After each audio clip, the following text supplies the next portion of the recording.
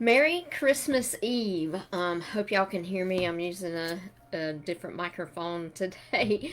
So hopefully it's coming through. Let me know if you're hopping on here with me live or watching the replay. Hashtag live, hashtag replay. Throw me some comments in here. Sometimes I can see them and sometimes I can't. So let me know if you're hopping on here. Hope all of you are ready for Christmas. If you're not, it's going to be here tomorrow, whether you're ready or not. I would like to invite you, if you don't have plans for tonight and are looking for a Christmas Eve service, come to Evangel in Columbus. We have services at 4 and 5:30. I know there's other churches around who also will have Christmas Eve services.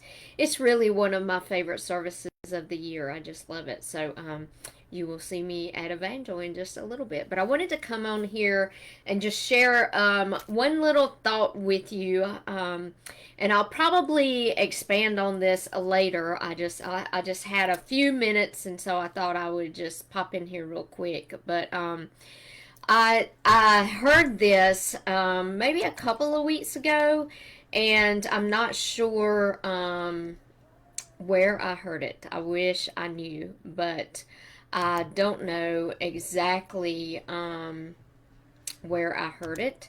But I heard this.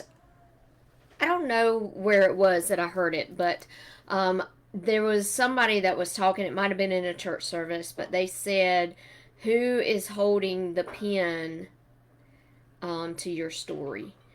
And I don't know about you, but sometimes I like to hold the pen that's writing my story. But when I do that, then a lot of times I'm not listening to the voice of the Lord. I'm just doing what Michelle wants to do and not doing really what He's called me to or listening to His voice. I just want to go my own direction. And a lot of times when I do that, I get in trouble. But when God writes my story, then it's absolutely perfect. It's not that I'm perfect, but the story He writes is perfect based on His will for my life. And so I want to ask you that question: who's holding the pen to your story?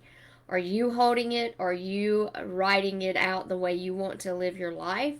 Or are you allowing God to write your story? Just some thoughts for today. Like I said, I might expound on this later. I just wanted to. It's just I saw it in my notes, so I put it that one statement in my notes of whenever I heard it, and I just came across it today, and I thought, wow, that's such a great thought. I'm gonna share that today. So just something to think about. And just let me know what you're doing tonight. Do y'all have do you have family traditions on Christmas Eve? When my grandparents were living, we would go to their house on Christmas Eve. Everybody would gather there. We called it Monet's Christmas Eve party, and you had to be there. Like there was no excuses for not being there.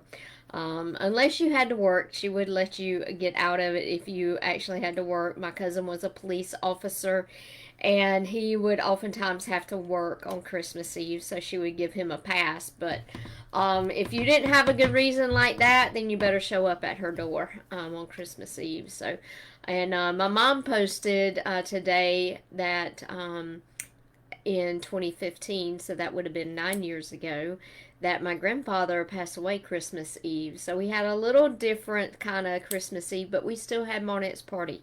She still wanted everybody to gather. She said my granddaddy, that's what he would have wanted. So we all just gathered around on Christmas Eve. Still, it was a little different, but we still celebrated our family. We still celebrated the birth of Jesus. And so, what's your tradition? What do y'all do? Would love for you to share that with me.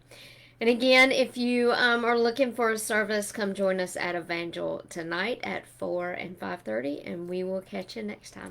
Thanks, y'all. Merry Christmas.